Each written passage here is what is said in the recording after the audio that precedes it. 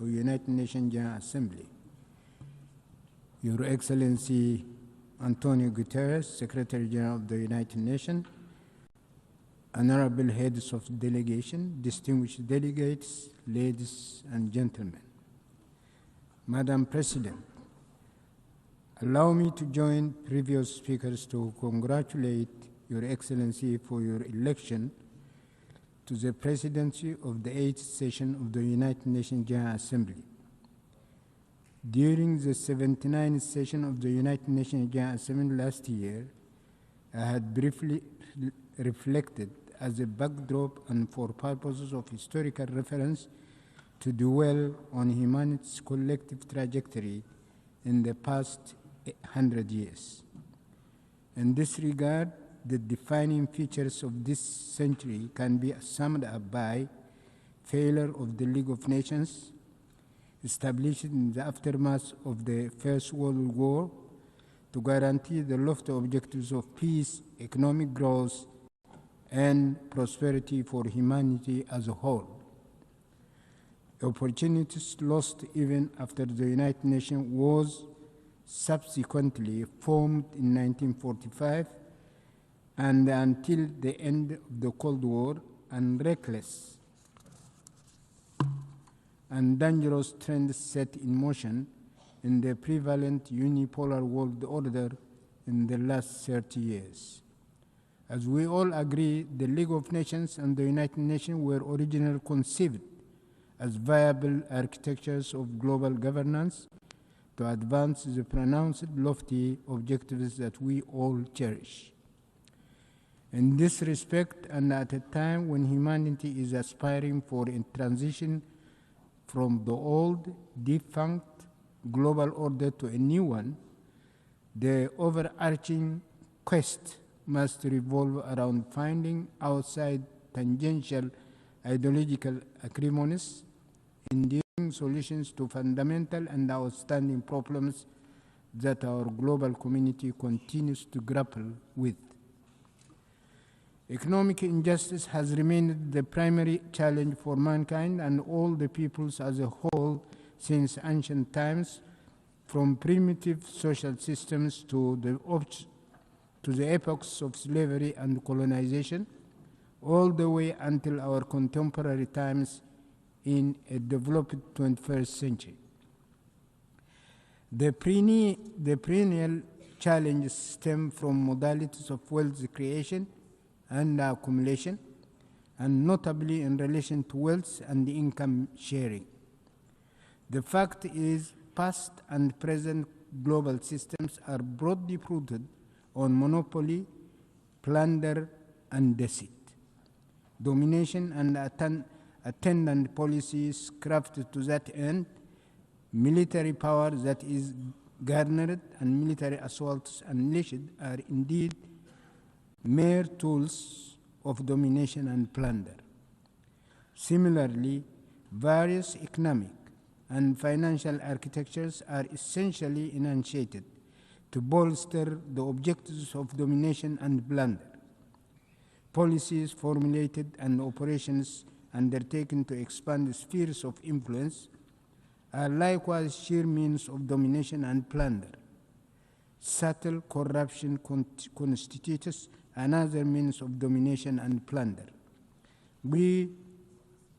Wars, conflicts, and crises are also stoked and aggravated for the sole purpose of domination and plunder. Tools of propaganda and deception are weaponized for similar objectives. Ladies and gentlemen, in the event, the cardinal challenge is how to bring about a new global order that promotes justice and fairness to supplant prevailing global governance architecture whose defining contours remain domination, plunder, deceit, and repression. Spiraling oppositions underway in various parts of our world, including in the developed and industrialized regions, through expansive popular demonstrations against dire economic trends and debilitating debt anchored by governments are only the tip of the iceberg. But what is extremely preoccupying is the appalling economic situation in the underdeveloped countries, and more specifically in the marginalized African continent. Although the details can be assessed on a case-by-case basis, most of Africa's economy remain primitive. Africa remains a continent where raw materials are exported to the so-called developed economies for nominal prices, in which manufactured finished products are imported at highly inflated prices, where the economies are afflicted by huge losses in job opportunities, in which human capital and meager professional and skilled manpower are drained due to migration and brain drain, where presiding regimes lavishly waste borrowed money but cynically flaunt semblance of progress while burdened by mounting debt, are embroiled in corruption and political servitude to external forces, are afflicted by instability due to domestic polarization and endemic crisis, and where they face rapid population growth as well as imminent challenges and disasters. The scenario is very bleak indeed. Why was mankind's mission in the new century unsuccessful? The cherished mission does not contain novel and sophisticated inventions or ideological and philosophical dimensions. The values of the missions invoked and that underpin the struggle during the epochs of slavery have not changed whatsoever in this so-called new 20th century. The aspirations of mankind are: 1, to fairly own their economic resources and the fruits of their work and march on a sustainable path of generational progress and prosperity by accumulating wealth. 2, to secure peace and stability in order to guarantee prosperity and economic growth. 3, to ensure prevalence of fairness and justice as vital prerequisites for peace and stability.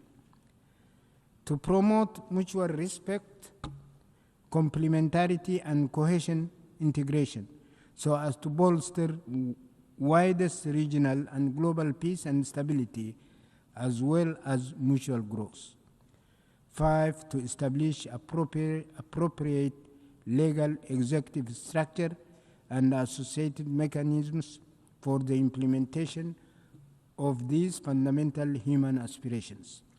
Ladies and gentlemen, although mankind's aspirations have not been realized as yet, its cherished aspirations cannot be shelved or postponed.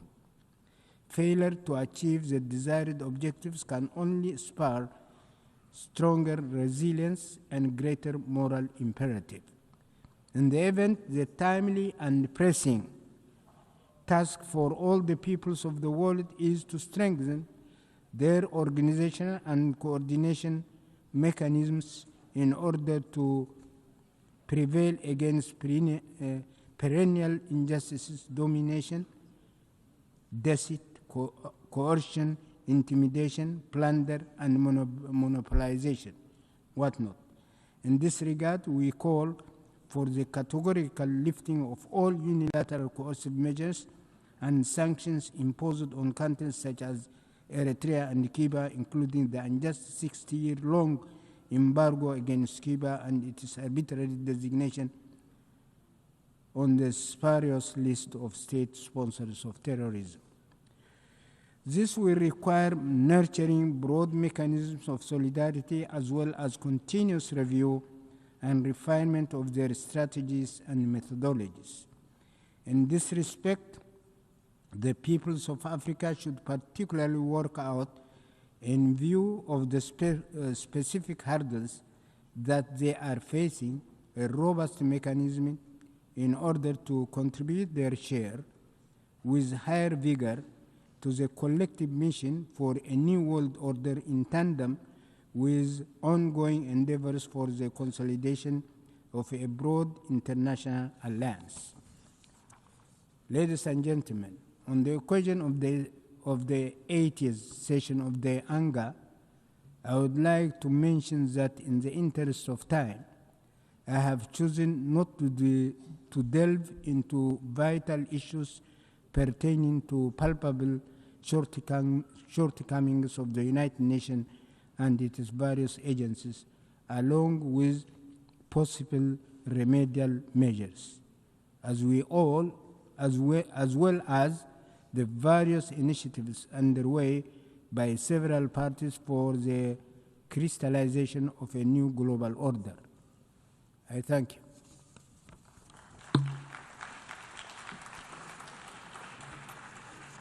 I thank the Minister for Foreign Affairs of Eritrea.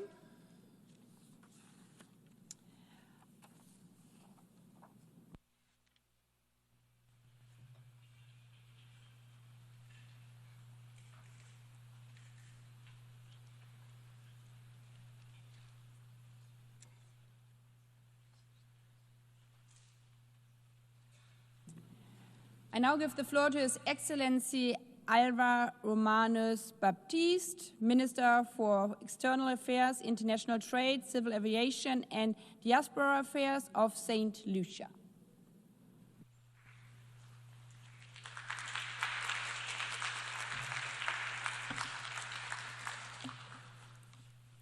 Madam President, in the words of the late Abraham Lincoln, the 16th President of the United States, the most reliable way to predict the future is to create it.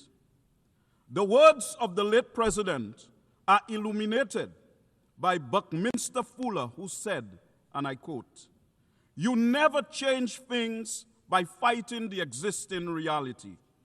To change something, build a new model that makes the existing model obsolete," unquote.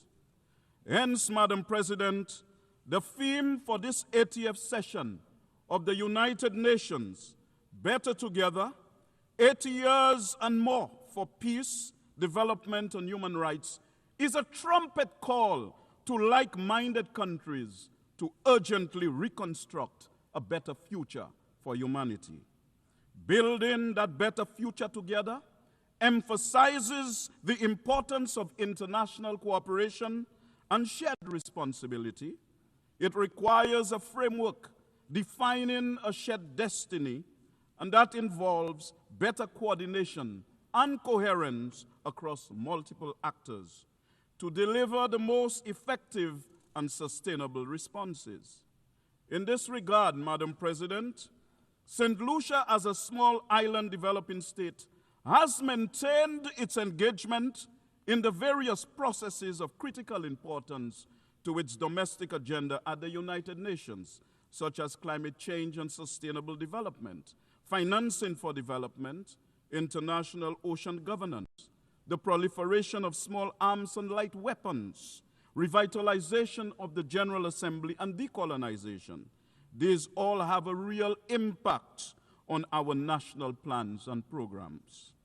In the context of our development challenges, the global economy is facing multiple shocks that are threatening to further retard and reverse progress on St. Lucia's sustainable development. The impacts of these compounding shocks is aggravated by an unfair global financial system that is short-term oriented and crisis-prone, which further exacerbates inequalities. Not to mention that small island developing states like St. Lucia face existential threats amplified by climate change. Despite some skeptics, Madam President, there is no doubt that climate change is the most consequential and formidable challenge facing seeds. In fact, the latest scientific projections portend a grim future. Consequently, addressing the climate crisis is imperative for the survival and well-being of humanity, transcending national borders regardless of size or wealth. Prioritizing climate action is not just an environmental issue, but a moral obligation to protect human life, uphold global stability, and ensure a sustainable and equitable future for all of humanity. The recent advisory opinion from the International Court of Justice, which was requested by this very General Assembly, now also frames climate action as a legal responsibility. Hence, there is an urgent need to accelerate global momentum towards the ambitious targets across various international agreements and development agendas. A common thread across these instruments is the need to address the unique vulnerabilities and special circumstances of small island developing states. Madam President, we also work in the UN context to strengthen relations with countries and regions and encourage cooperation while remaining staunch advocates of the principles enshrined in the UN Charter, the rule of law, and the process of multilateralism. And St. Lucia agrees with the UN Secretary General that, and I quote, multilateralism is not an option but a necessity as we build back a better world with more equality and resilience and a more sustainable world. For we are confronted with challenges and threats largely emanating from the unilateral actions of powerful developed countries. And it is through the multilateral system of the United Nations that we can find comfort and the support to meet these challenges. However, the erosion of global trust, intensified by geopolitical divisions, economic disparities, and ongoing crises, threatens international cooperation and stability. As nations prioritize self-interest over collective well-being, diplomatic relations weaken and multilateral efforts falter.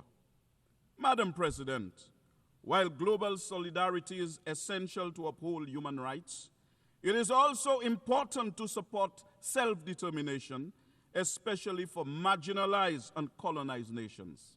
Recognizing the right to independence fosters justice, equality, and dignity, and builds inclusive, sovereign societies that reinforce the universal principle that all peoples deserve freedom and self-governance.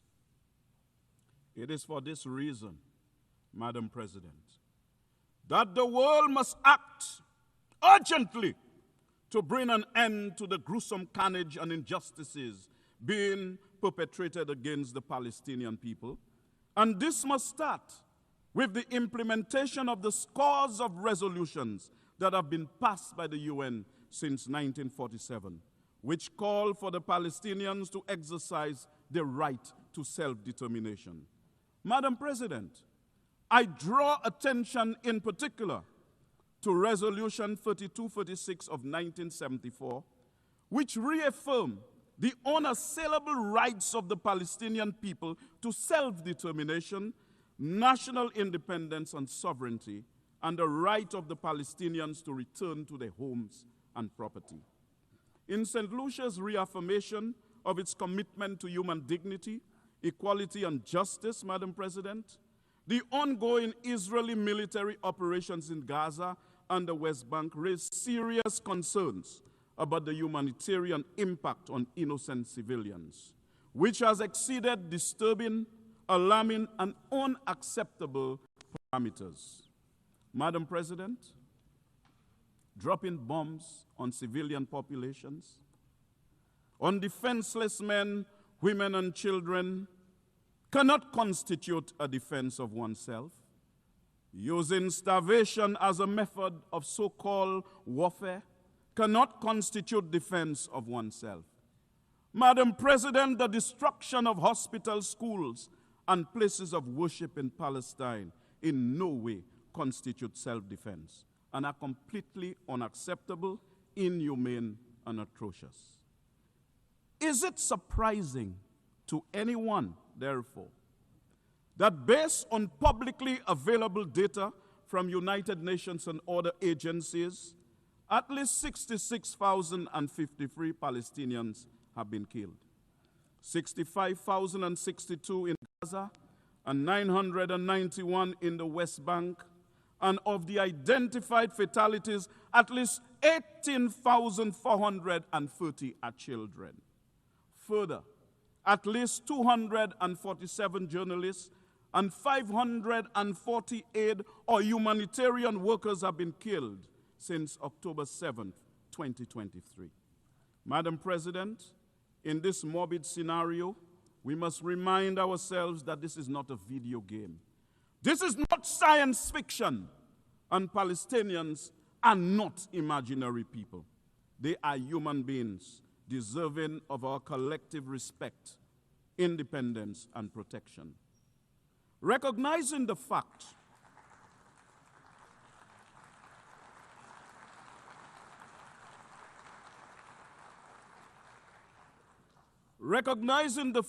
of the shared humanity of both Israelis and Palestinians should cause us to value equally the life of an Israeli and the life of a Palestinian. This would lead naturally to the fostering of dialogue and peaceful solutions to ensure security and stability for all parties involved, because respecting human rights and protecting all civilian lives must remain at the forefront of international efforts to resolve the conflict constructively. Madam President, St. Lucia's position is abundantly clear that there is an urgent need to put an end to the intolerable and significant human suffering, civilian casualties, and widespread destruction. And St. Lucia joins with the majority of member states which continue to call for de-escalation, dialogue, and adherence to international law to prevent further loss of life and foster a sustainable path toward peace. The Palestinians must have their own state and full membership to the United Nations alongside the State of Israel. The only way from their own internationally recognized homeland in accordance with the universal right to self-determination. Peace in the Middle East can only come from this, not from bombs and wars, and terrorism and genocide and illegal settlements. Madam President, clearly, lasting peace cannot be secured on the basis of extremism. It must be pursued on the premise of mutual respect for the lives of both Israelis and Palestinians.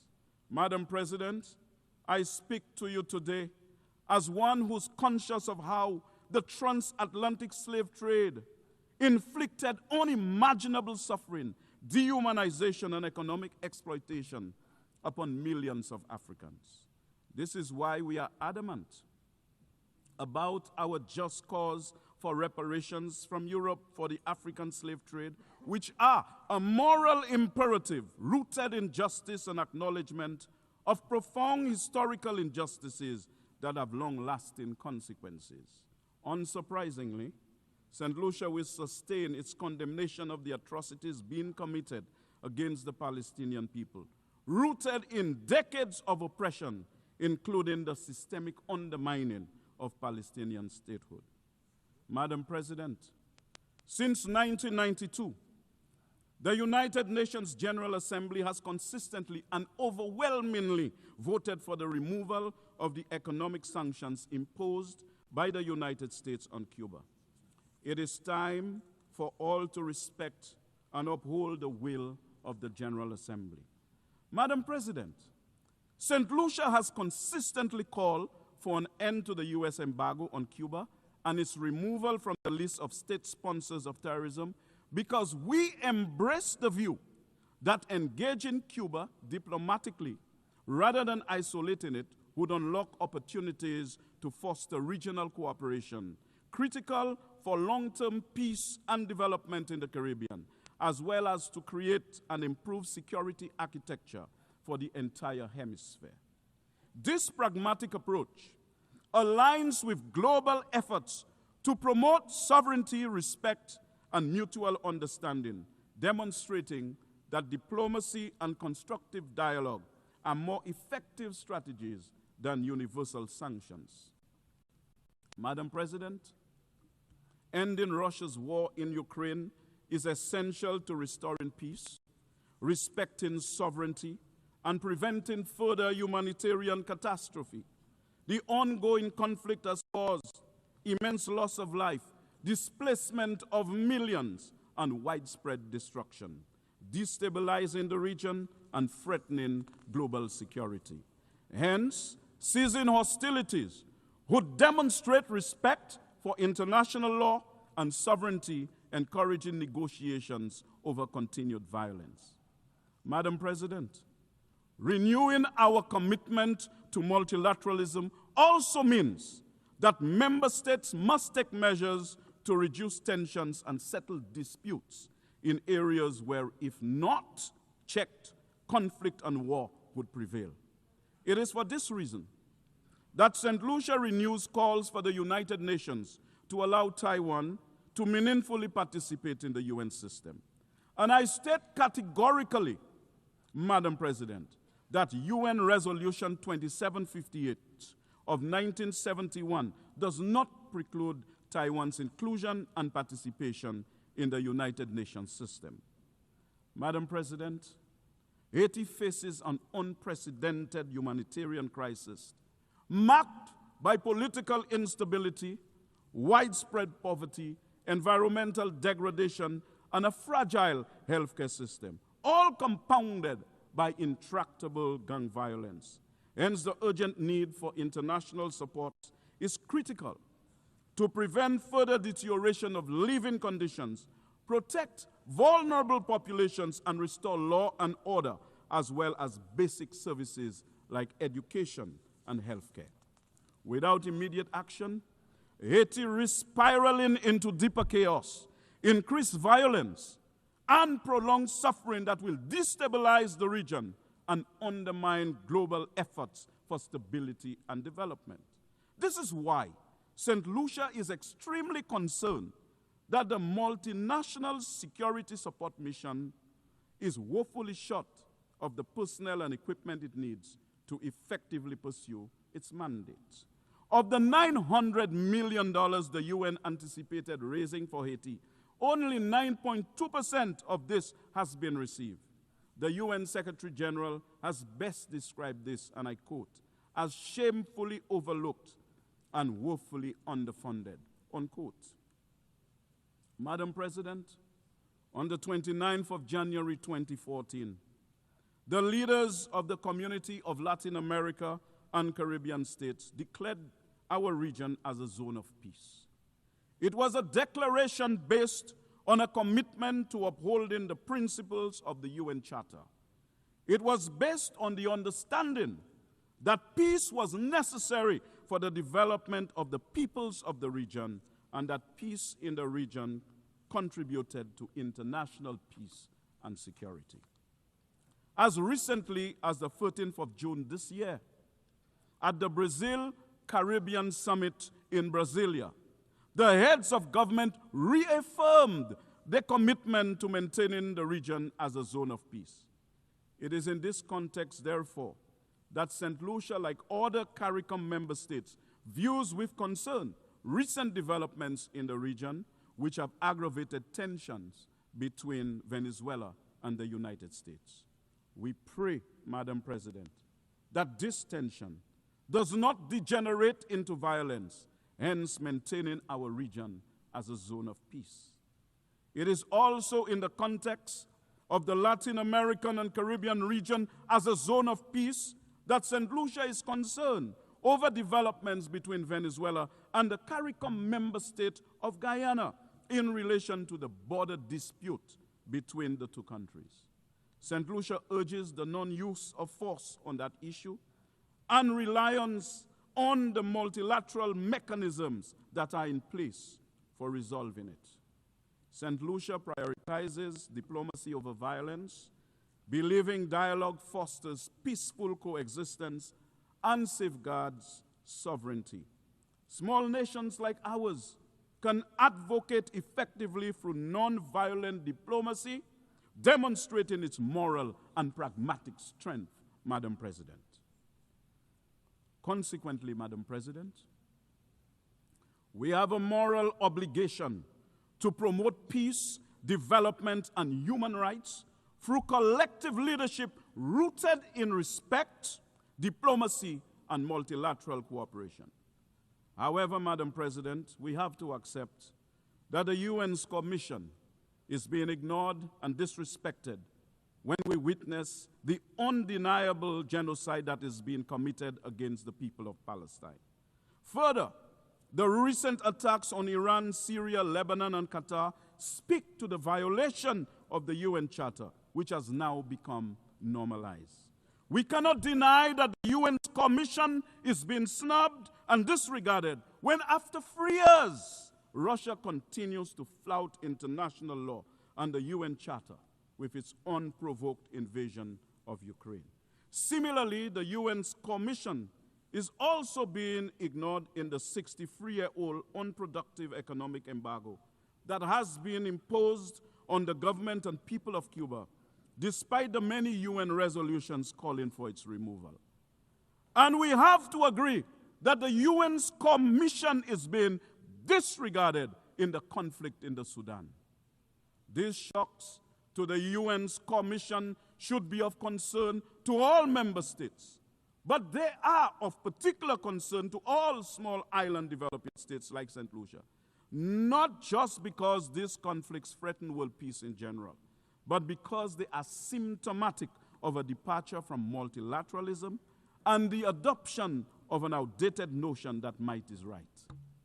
Clearly, Madam President, violence is not in consonance with the requirements of our times.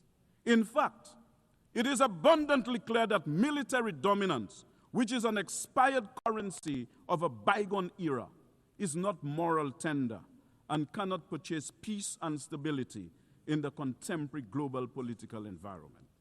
The old military order, though fraught with contradictions, is pregnant with renewal. Without guidance, its offspring may be disfigured by conflict. But with diplomacy as the midwife, this troubled gestation can deliver a new era of peace and stability. The world's intolerance for the carnage in Gaza and the West Bank is symptomatic of its resentment for needless bloodshed. While military dominance enables death and destruction, it cannot resolve the spectrum of challenges that we as a global family are called upon to confront within the framework of our integrated whole. So, Madam President, the UN 80 initiative is essential to revitalize the UN's effectiveness amid crisis, enhancing multilateralism to restore trust and address issues like climate change and inequality. Madam President, despite challenges like limited enforcement, vetoes, and geopolitical interests, the UN remains a valuable conflict resolution tool. We should leverage the UN to advance economic and social priorities and a stronger international response to global issues. Hence, a new model for the United Nations should prioritize reforming its decision-making processes to enhance efficiency, accountability, and inclusivity, addressing current limitations like veto power and bureaucratic inertia. This model would shift towards a more equitable representation, empowering developing countries and marginalized groups, ensuring their voices influence global solutions. It would strengthen the UN's capacity for rapid response to crisis, integrating innovative approaches like technology and multi-stakeholder partnerships. By fostering transparency and accountability, this new model would rebuild global trust, making the UN a more effective, responsive, and equitable platform for advancing peace, sustainable development, and human rights in an increasingly interconnected world. This model, Madam President, will give birth to an international environment of peace, of the absence of major conflicts and wars, of the decline of unilateralism, of a greater function in multilateralism that protects us from climate change and climate injustice, from the scourge of illegal weapons smuggled into our countries, an international environment where nations honor their financial commitments and responsibilities and respond and respect and promote human rights that supports our efforts at regional integration. Madam President, as I prepare to close, this model would be a fine testament that after 8 years, multilateralism would be in a good place, and that with the United Nations, we can expect that in the years ahead, there will be more peace, greater development, and the prevalence of human rights. Let us choose it, my dear brothers and sisters. Let us reach for it, my dear brothers and sisters, because after all, in the words of Buckminster Fuller, we are called to be architects of the future, not its victims. Madam President, I yield the floor.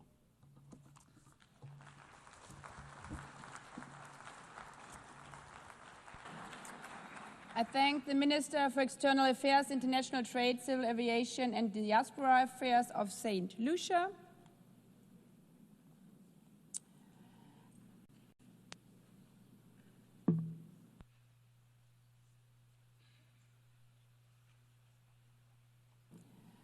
I now give the floor to His Excellency Mulambo Hamakuni Haimbe, Minister for Foreign Affairs and International Cooperation of Zambia.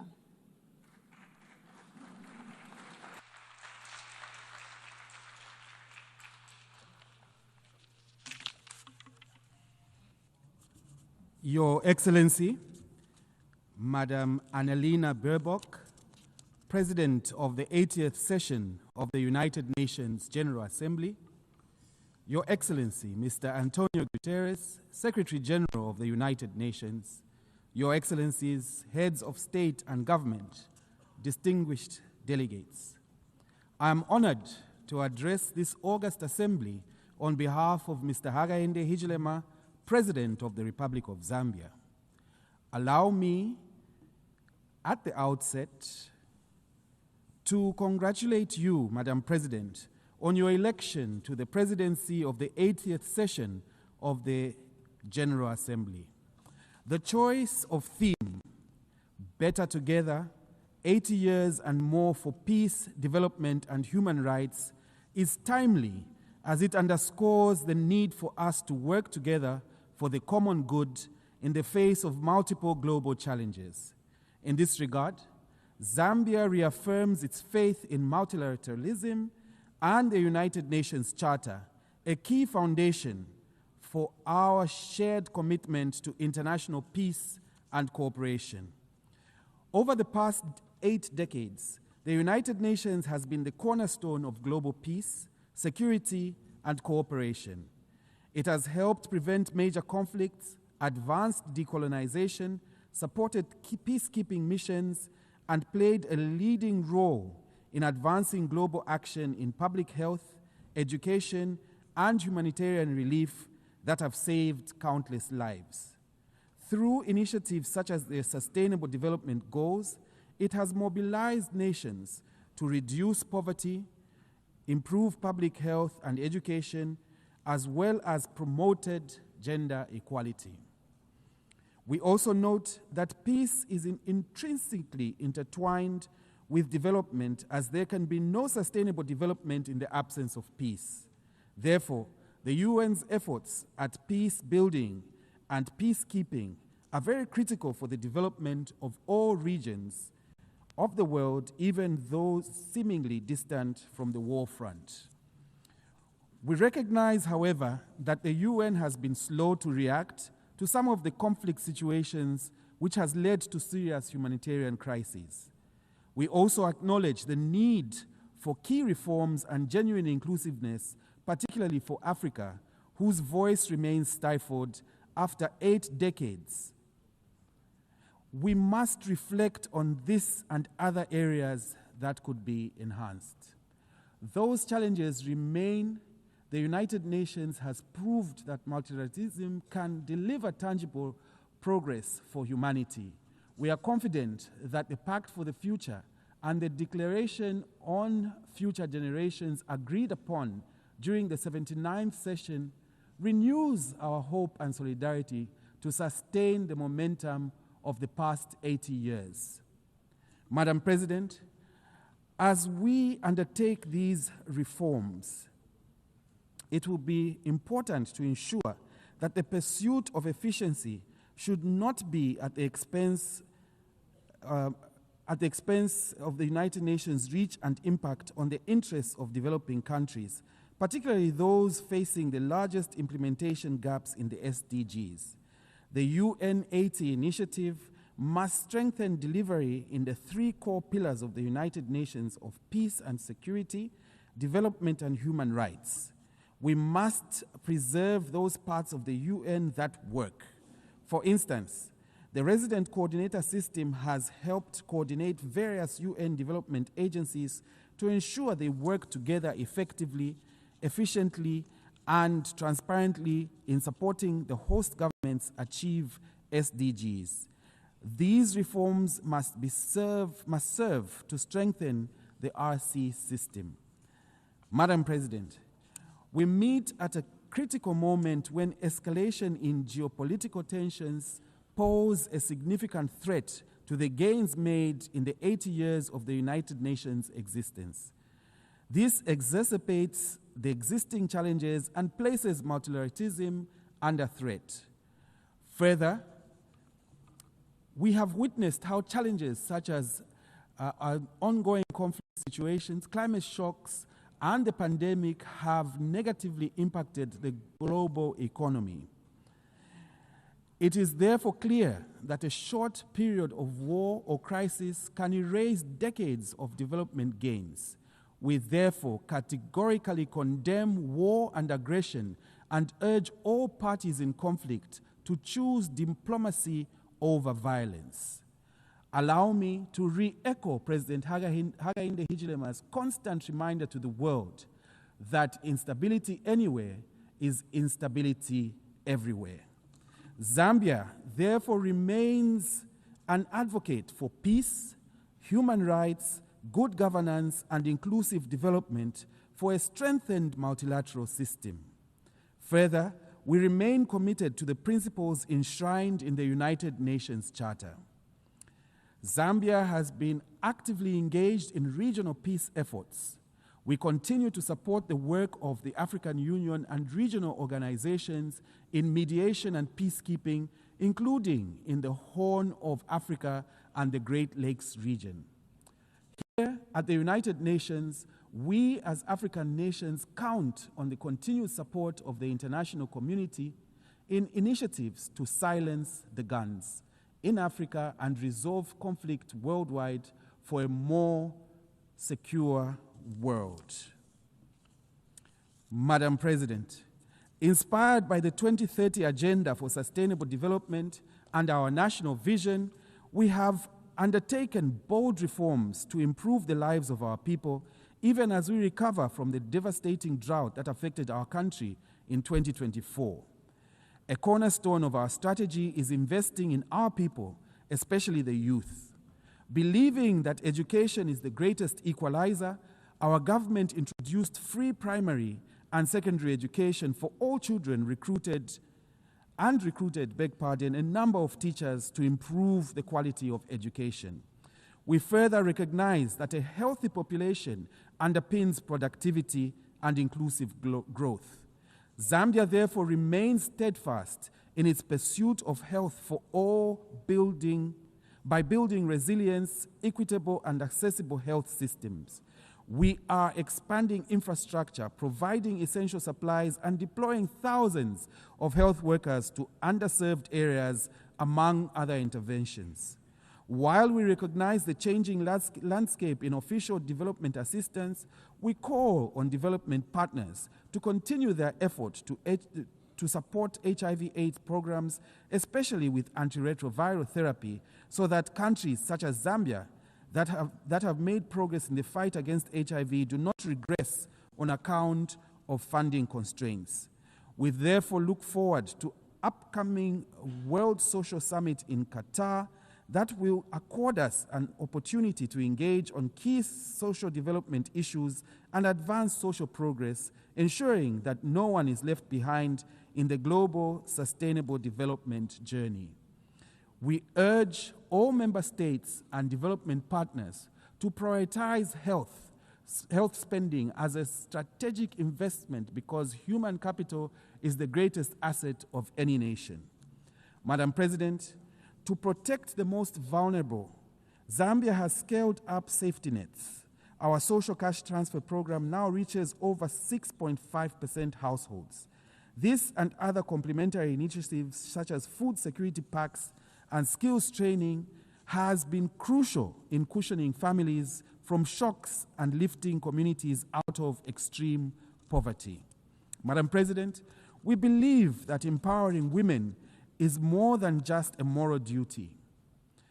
When women thrive, families prosper and nations advance.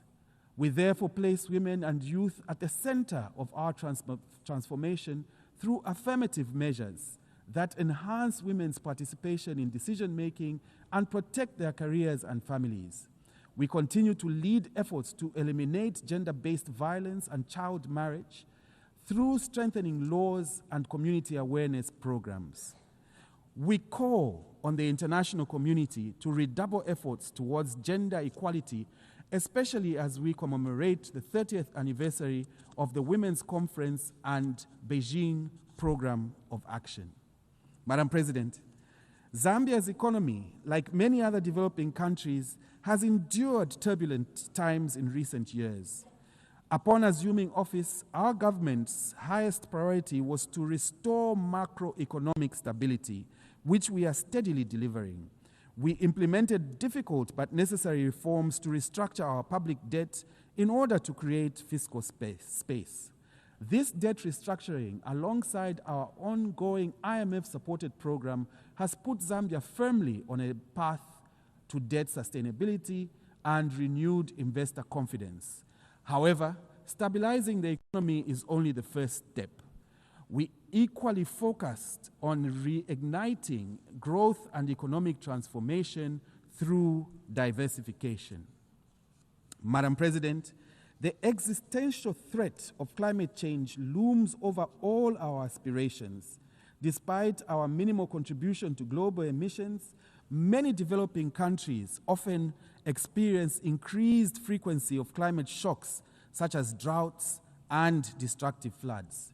In this regard, we look ahead with a hope to the upcoming COP30 in Brazil, which will mark the 10th anniversary of the Paris Agreement. This milestone conference must be a turning point from promises to action. Zambia has submitted its revised National Determined Contribution, NDC 3.0, and we therefore encourage other countries to do the same with enhanced ambition to be within the reach of the 1.5 degrees Celsius goal. We must act now to limit global warming and to adapt to its effects. Let us summon the political will for bold action that safeguards the planet for future generations. Madam President, 5 years to the year 2030, only 17% of SDGs are on track. We also note that several developing countries remain fiscally constrained in directing sufficient resources towards SDGs on account of increasing debt burdens, highlighting the need to strengthen mechanisms for resolving debt crises. Against this backdrop, Zambia was privileged to have co-facilitated the outcome document of the 4th International Conference on Financing for Development, which unanimously adopted the Sevilla Commitment. This outcome has renewed global consensus to close the $4 trillion annual SDG financing gap. It is now time to move from commitments to action. We call on all nations, development banks, and the private sector to align their policies and investments with the SDGs. Official development assistance, a lifeline for less developed countries, must be protected. There is need to scale up domestic resource mobilization, embracing innovative financing mechanisms, tackling illicit financial flows, and promoting private sector involvement. Madam President, for too long, the current international financial architecture has perpetuated structural inequalities, particularly for developing countries. The post-war institutions designed to promote global economic stability and growth no longer reflect today's geopolitical and economic realities. Many African countries continue to bear the weight of unsustainable debt, limited access to concessional financing, and the effects of global shocks beyond their control, from climate change to pandemics and global conflicts. We therefore welcome the commitments from various stakeholders for comprehensive reform of the global financial system. This reform should include governance reform of global financial institutions to strengthen representation of developing countries in international economic decision-making. Zambia further welcomes initiatives such as the Borrowers Forum to ensure fair and timely resolution of debt. Madam President, Zambia is both a least developed country, LDC, and a landlocked, or as we prefer, land-linked developing country, an LLDC. These two categories of countries face unique structural challenges. In July 2025, Zambia was privileged to host the LDC Future Forum in Lusaka, whose insights on building resilience to shocks and the need for innovation to address challenges were empowering. During the conference, our Republican President, Mr. Hakainde Hichilema, underscored the need for LDCs to build resilience by being more proactive and self-reliant. As a landlocked country, Zambia welcomes the AWAZA program of action, which prioritizes structural transformation, trade facilitation, regional connectivity, resilience, and ICT infrastructure, which reflect our own priorities. We also welcome the AWAZA's call for innovative financing. Landlocked need not mean isolated and encased. I repeat, Madam President, landlocked need not mean isolated and encased. As our President fondly states, LLDCs can become land-linked rather than landlocked, and we in Zambia are committed to making this vision a reality. Allow me to appeal, Madam President, that even as we reform the office of the High Representative for landlocked, for less developed countries, landlocked countries, and SIDS must be maintained. It is of imperative importance. Madam President, the theme of this session, Better Together, also compels us to reflect on the United Nations' readiness to address today's complex challenges. The Security Council's current composition and working methods reflect a bygone era and are overdue for reform. Decisions on critical peace and security issues are all too often stalled by the veto power of a few, even when the wider membership speaks clearly. Africa, with 1.4 billion people, still has no permanent seat, a historical injustice that must be rectified.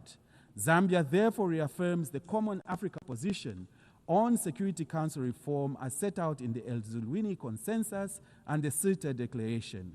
We call for comprehensive reform that expands both permanent and non-permanent membership to make the Council more equitable, effective, and reflective of today's world. Madam President, Excellencies, 80 years ago, the world emerged from war with a promise to never again allow division and destruction to define our collective future. That promise is being tested today. Let this 80th General Assembly be remembered as a turning point where the world chose solidarity over silence, justice over inertia, and unity over division. We must act not out of fear, but out of hope, not in isolation, but in solidarity, as we are better together. Madam President, Your Excellencies, I thank you.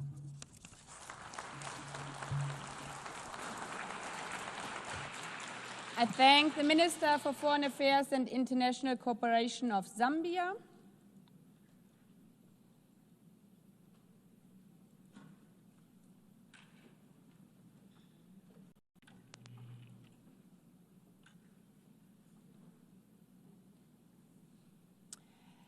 I now give the floor to Her Excellency Anita Anund, Minister for Foreign Affairs of Canada.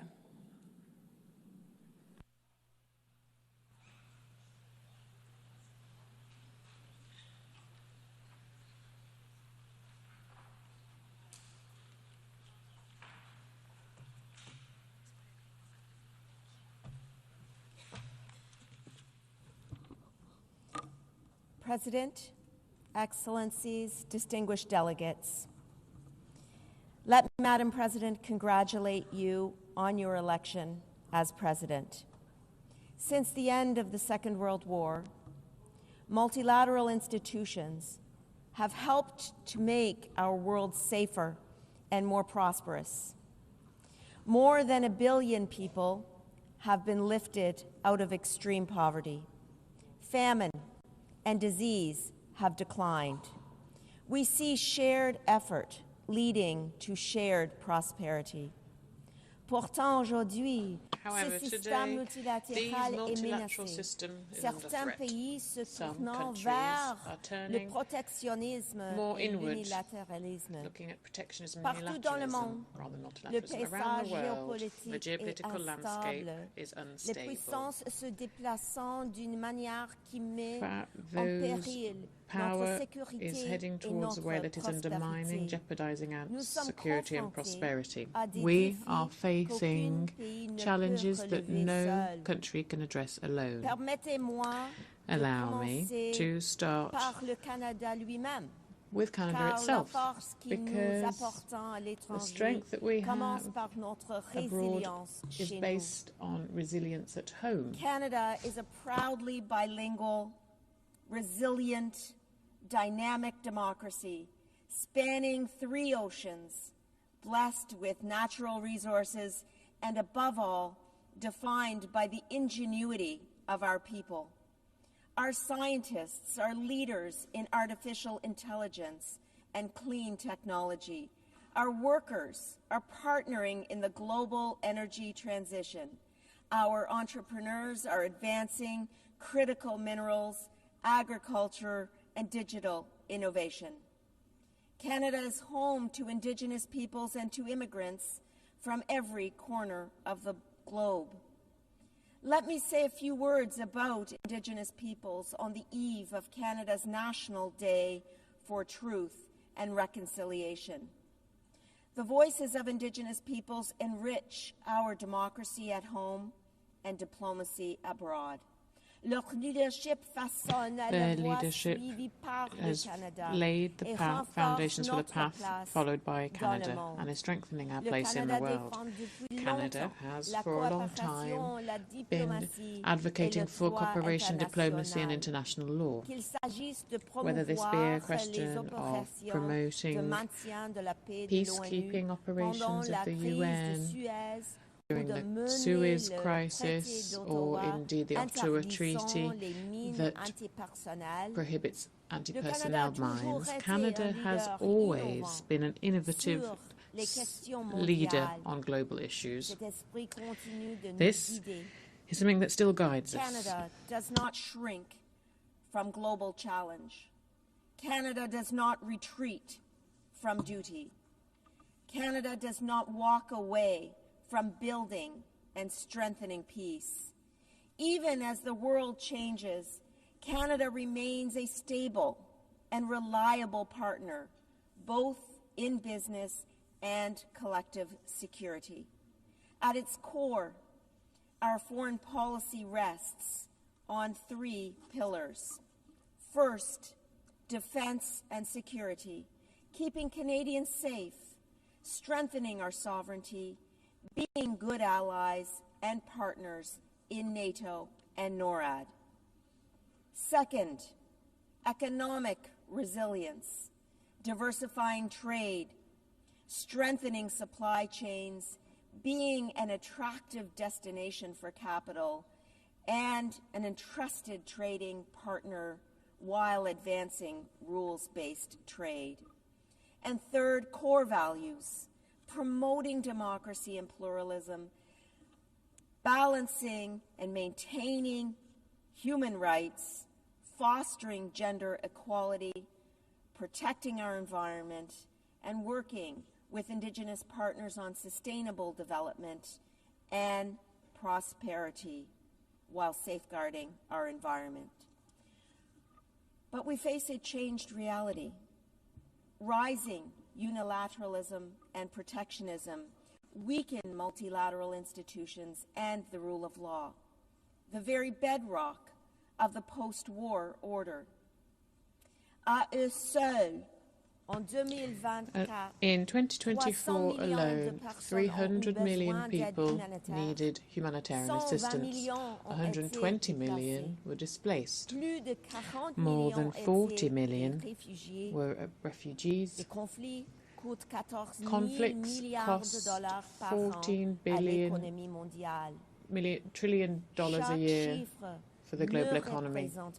And each of these figures is not simply a statistic, but it's a child, a family, a community. Each and every one of them is proof of why we must respect together the UN Charter, the Geneva Conventions, the Refugee Conventions and Human Rights Conventions. In the face of these stark realities, retreat is not an option. Canada will not turn inward. Canada will work to reform and strengthen multilateral institutions such as the United Nations so that they are more resilient and more effective in meeting the challenges of today and tomorrow. Canada is an Arctic nation. In the Arctic, a critical part of Canada and the world, climate change and new geopolitical pressures create both risks and responsibilities. Canada will safeguard its sovereignty, modernize NORAD with the United States, bolster NATO with fellow members, and work with Indigenous peoples to ensure that the Arctic remains a region of peace, cooperation, and sustainable development. The challenges to security are not confined to our own borders. Russia's 2022 illegal full-scale invasion of Ukraine stands as a grave breach of the UN Charter. Russia's aggression, attacks on civilians, and abduction of children are flagrant violations of international law. Putin believed Ukraine would fall in 3 days.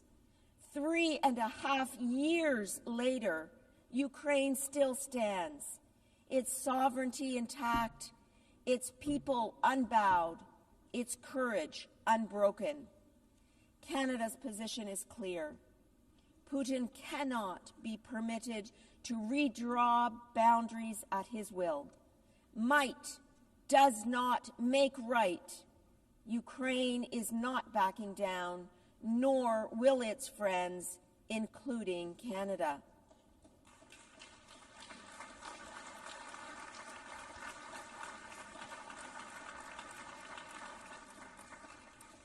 In supporting Ukraine, we are not only defending a nation, we are defending the founding principles, sovereignty, dignity, and peace. Values that unite us all. Canada has already pledged $22 billion of various types of aid to Ukraine, and Ukraine can count on our long-term support. Here at the UN, last week, the Prime Minister Carney and President Zelensky reaffirmed our shared commitments, something that is shared by a large number of you here, to bring back Ukrainian children, bring them home. In the Middle East, the October 7th terrorist attack by Hamas on Israeli civilians was absolutely horrific. Hamas is a terrorist organization and an impediment to peace. Canada calls on Hamas to lay down its weapons and to release all remaining hostages immediately.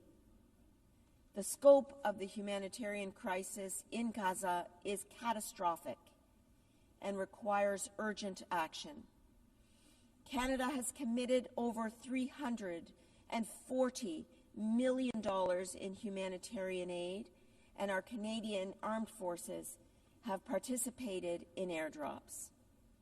We call on Israel to help protect the civilian population in Gaza, to open land corridors for unimpeded access of humanitarian aid at scale, and to ensure that healthcare facilities are fully protected. The two-state solution is eroding, as is evident in Israel's illegal expansion of West Bank settlements. Canada's recognition of Palestine last week reflects long-standing Canadian policy based on the right of the Palestinian people to self-determination and our commitment to a two-state solution, a future where Israelis and Palestinians live side by side in peace and security. We support partners in the region who continue their efforts to reach a ceasefire as soon as possible and to contribute to the political processes that must follow. Canada will participate in these processes in every way that we can. We are committed to efforts to strengthen the capacity of the Palestinian Authority, working collaboratively with partners in the region. On Haiti, in Haiti, violence is destroying lives and undermining stability. Canada supports the efforts made at the UN Security Council to create a new mission to tackle violence, put a stop to gang violence, and re-establish governance, and open the way for stable democracy and a greater level of regional security. These struggles are not something that happens far away in today's interconnected world. Conflicts, indeed, that break out anywhere in the world, affect all of us. In today's uncertain global economy, Canada's diplomacy is also focused on delivering growth and economic resilience for our people. To grow our economy and create opportunities for our businesses, Canada is deepening partnerships in Europe, the Indo-Pacific, the Americas, and Africa. Recent progress includes a strategic defense partnership with the European Union, the Canada-Indonesia Comprehensive Economic Partnership Agreement, signed just last week, expanded agreements with Mexico, and continued leadership through key trade agreements such as the CPTPP and CETA. These are not just trade agreements. These are bridges of resilience, engines of prosperity, and commitments to the rules-based system that benefits us all. Through multilateralism, we can build an inclusive and sustainable global economy. And when multilateral institutions are under threat, Canada will not turn inward. We will lock arms with our partners to strengthen institutions, building their legitimacy and their efficacy to meet the challenges of today and tomorrow. We are determined to forge new economic partnerships and leverage our competitive advantages in areas of economic strength. Canada will ensure that we utilize our diplomatic efforts abroad to the benefit of domestic interests as well. Alors que nous cherchons At a time when we're all looking to strengthen resilience, security and economic growth of our peoples, we cannot renounce, give up on our multilateral institutions and processes. Multilateralism remains our best hope to address global challenges. Rather than rejecting international norms, we should instead strengthen multilateralism by reforming its international institutions. This is the only way that international institutions will be able to address the challenges that we are all facing, while all the while providing results for our nations and peoples. We all have an opportunity to act with pragmatism and flexibility in our efforts to deal with collective challenges.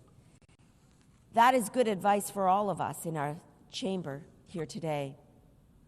We need to bring together the representatives of those countries and entities that are both relevant to and affected by the crises at hand. As we have seen with the Coalition of the Willing for Ukraine, these efforts in support of the UN Charter need to become the new norm so that we can move forward on urgent challenges at scale and at speed. A generation of Canadians, including Canada's fierce and inspiring ambassador to the United Nations, Bob Rae, who has provided a lifetime of dedicated service to our country, helped to build these multilateral institutions. And I pay tribute to Bob for his lifetime of dedicated service to our country.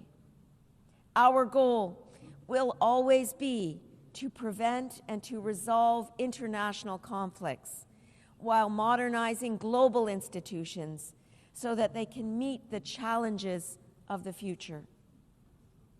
To close, Canada is committed to leaving future generations not only a safer, more prosperous, more inclusive, and more peaceful world, but also a more sustainable one. Canada will be defined not by the strength of our values, but by the value of our strength. We know that no country can meet today's challenges alone.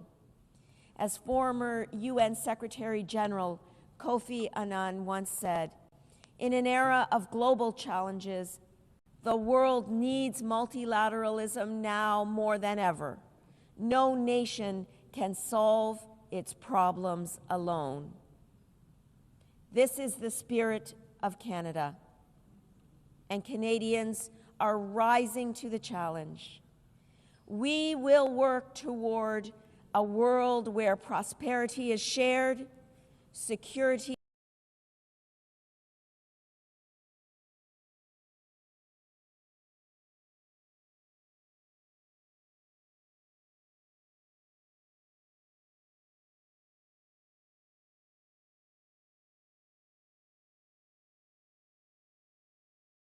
toward a world where prosperity is shared, security is collective, and peace is lasting.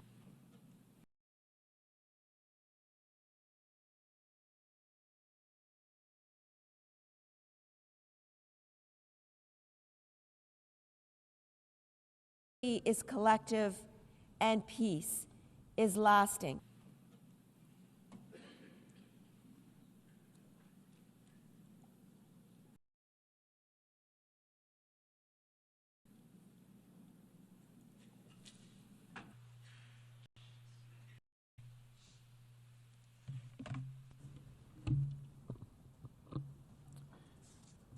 Señora Presidenta de la Asamblea General. Madam President.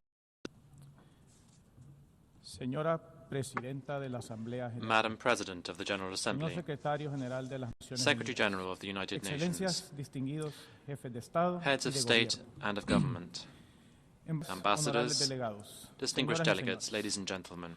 Inicio este mensaje I address you today en nombre del on behalf Gobierno of de the la government República of de the Republic Honduras of y en voz Honduras de la presidenta and on Iris behalf of Xiomara President Castro Iris Sarmiento, Xiomara Castro primera Sarmiento, mujer the first liderar woman los destinos to de lead the nuestra destiny nación, of our nation, quien con firmeza reconoce la who trascendencia histórica recognizes de esta the Asamblea historic General, meaning of que this conmemora General 80 Assembly, años which de commemorates existencia 80 de la years since the Organización de las establishment of the Naciones United Unidas. Nations.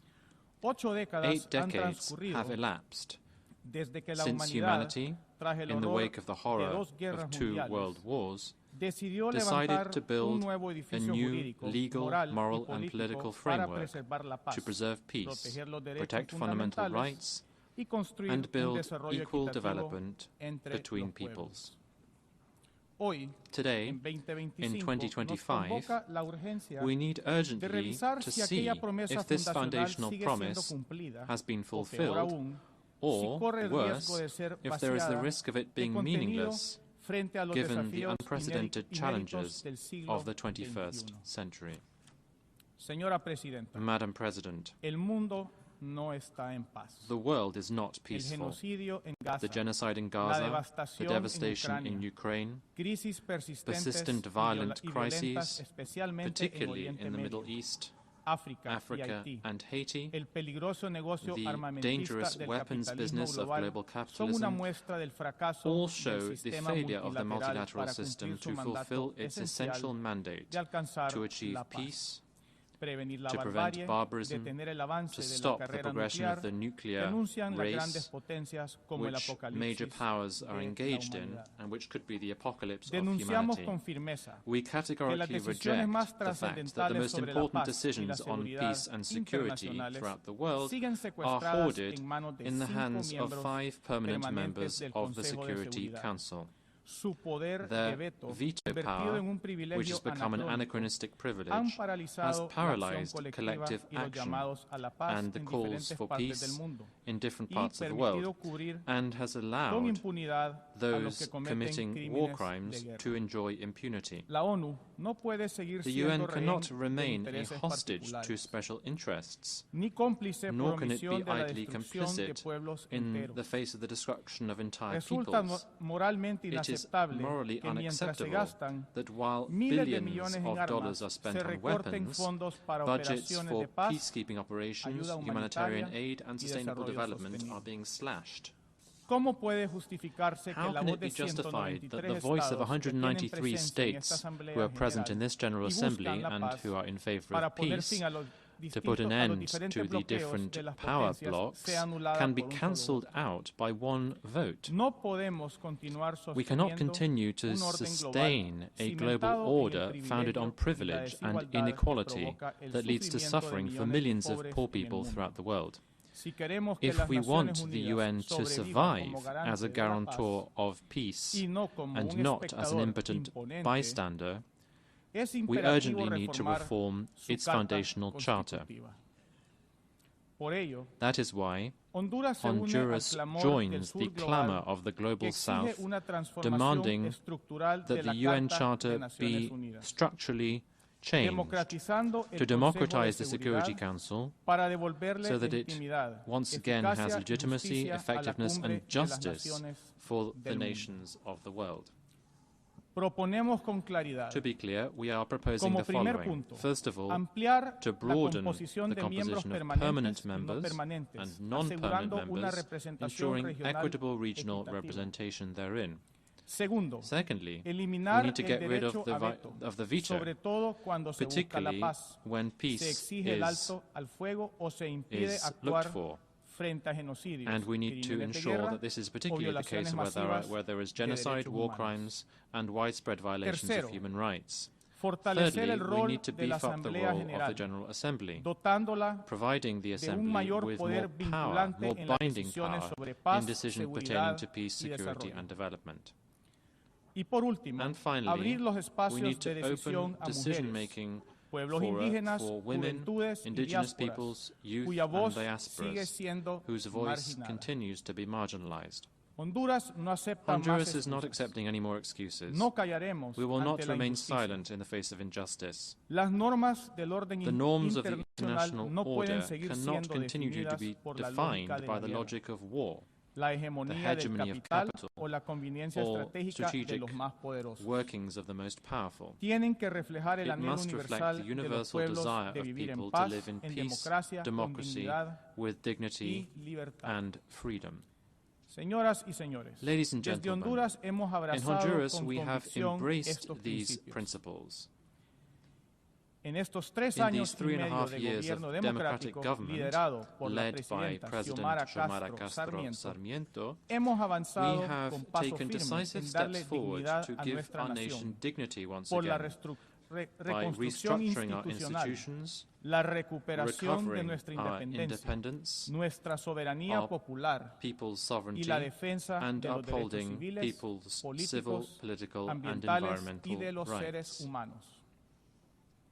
12 years and 7 months on since the coup d'etat against the democratic president Manuel Zelaya in Honduras, back then, a drug dictatorship was installed, whose head, Juan Orlando Hernandez, was convicted in New York and sentenced to 45 years imprisonment for being part of a drug trafficking cartel to traffic drugs towards the United States. Public-private corruption, violence, and institutional deterioration were the instruments used by the Honduran oligarchy to continue exploiting our natural resources and our entire people.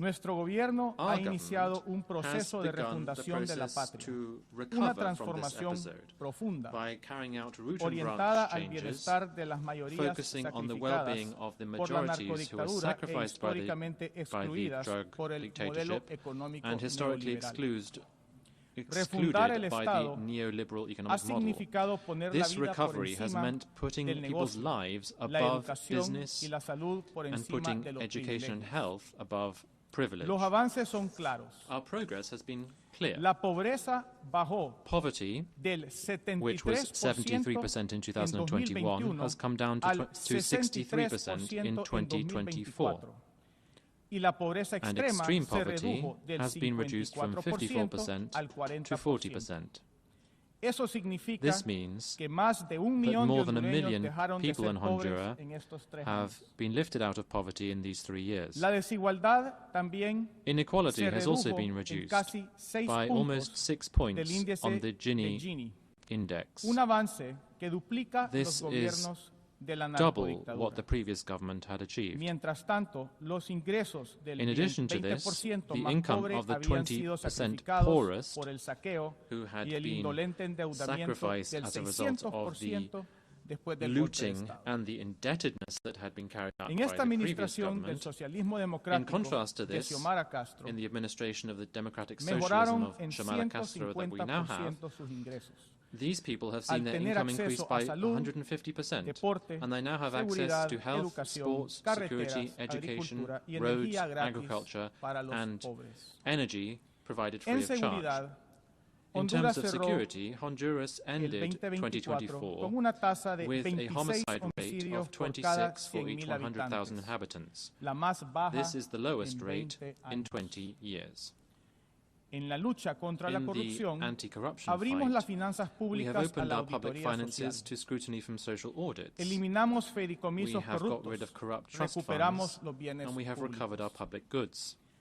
The tax justice law sent to the National Congress is part of our progressive tax reform, which aims to redistribute wealth for education, health, agriculture, and social protection. Y elimina And los it eliminates privilegios de los privileges 25 given grupos to económicos the y most las 10 powerful familias 25 economic que groups and 10 families monopolizan who el monopolize 80% del of Producto the Interno country's Bruto y las GDP exoneraciones and enjoyed fiscales. generous tax breaks. En materia de género, In se terms amplió of la gender, igualdad we en la have toma de decisiones, improved gender al equality in integrar un decision gabinete making. con igual Our representación de cabinet hombres has y equal mujeres, representation of women así and como men, programas para and we also erradicar have la programs that have been violencia rolled de out género. to eradicate gender-based violence. Distinguidos delegados, Distinguished delegates, Honduras está haciendo un Honduras gran is esfuerzo para striving recuperar to recover sus its bosques forests. con el programa We Cero have a zero Deforestación al deforestation program 2030, to 2030. por el cual hemos creado In this 3 effort, we have batallones established 3 militares de military protección battalions forestal. to protect our forests. Honduras no es uno de los países Honduras más golpeados, es uno de los is países one of más the golpeados countries por el cambio It climático, suffers most as a a result of pesar climate de change, ser entre even los though que we are menos one of the countries that contaminan el contributes the least to global pollution.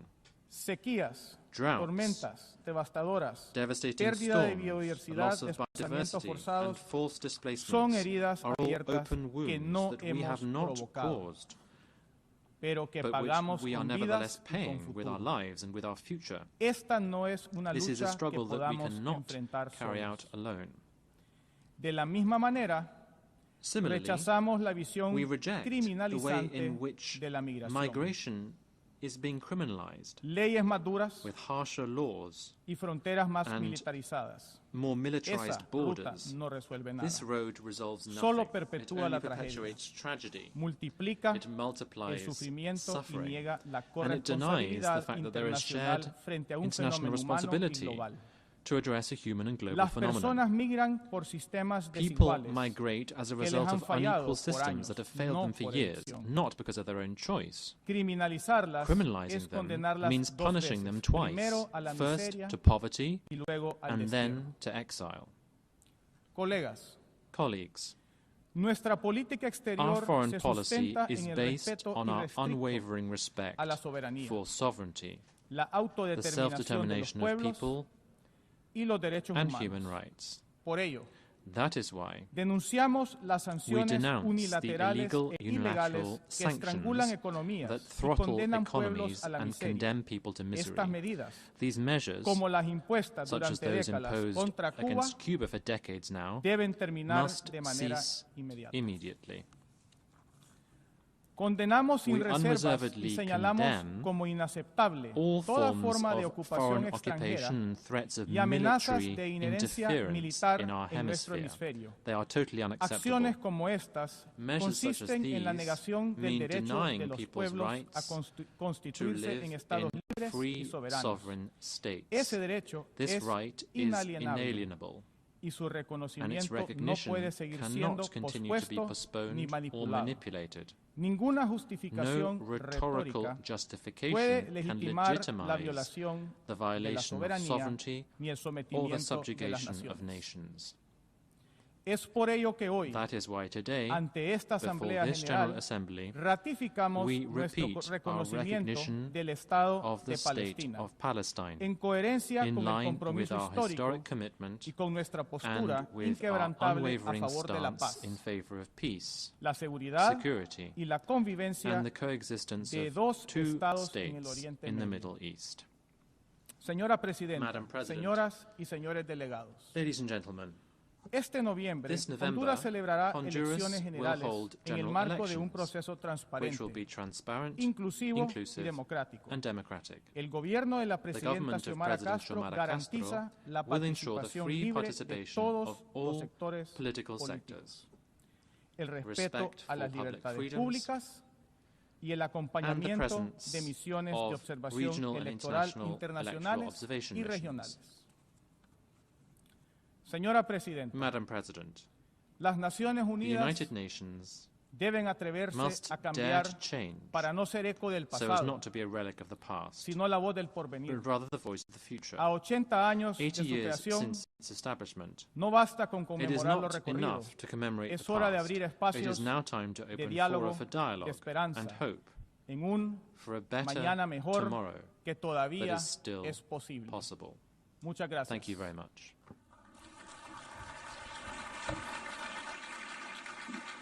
I thank the Secretary of State for Foreign Affairs and International Cooperation of Honduras. I now give the floor to His Excellency Edward Bizimana, Minister of Foreign Affairs, Regional Integration and Development Cooperation of Burundi.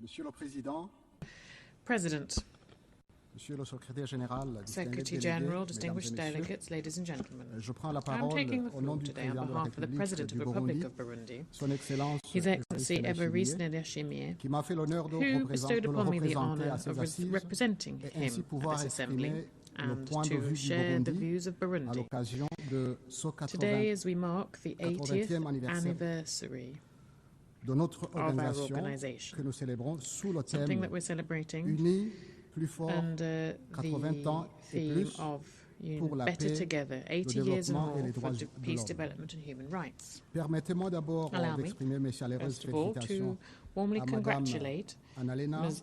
Annalena pour sa Baerbock brillante élection à la for her présidence outstanding de election la to 80e preside session over de the 80th l'Assemblée session of the générale General Assembly. et je puis la rassurer qu'elle a I le assure soutien her that she du has Burundi. the support of Burundi. Par la même occasion, I'd also qu'il me soit like to take this permis de opportunity rendre un to hommage pay mérité a well-deserved à tribute votre to your prédécesseur, predecessor, mon frère my brother Philemon Yang, Philemon Yang, pour ses qualités professionnelles pay et tribute to personnelles his admirables admirable personal et and pour la professional manière qualities, exceptionnellement and thank professionnelle him for the avec exceptionally laquelle il a professional way présidé la in which 79e he session que presided nous over venons the de clôturer 79th session, avec which we succès. have just successfully Je salue concluded. enfin le courage de Finally, I M. would like Antonio to Guterres, commend the qui depuis courage qu'il est of Mr. secrétaire Antonio général Guterres, de notre who, organisation commune, for as long n'a as he's been cessé Secretary de General of plaider our pour organisation, has la always réforme du advocated système for the de fonctionnement des Nations reform Unies of the afin UN d'accroître system son to efficacité make et it more sa effective crédibilité. and more credible. Il a également le He soutien also et les has the encouragements support du and Burundi. encouragements of Burundi. Il y a 80 ans, 80 years ago, l'Organisation des the Nations United Unies naissait Nations dans un monde was ravagé born par to a la world guerre, ravaged by avec war. pour mission première Its main de mission préserver was la paix, to preserve de peace favoriser la coopération and entre les foster États cooperation et de between states promouvoir les droits de l'homme. and promote human Or, rights.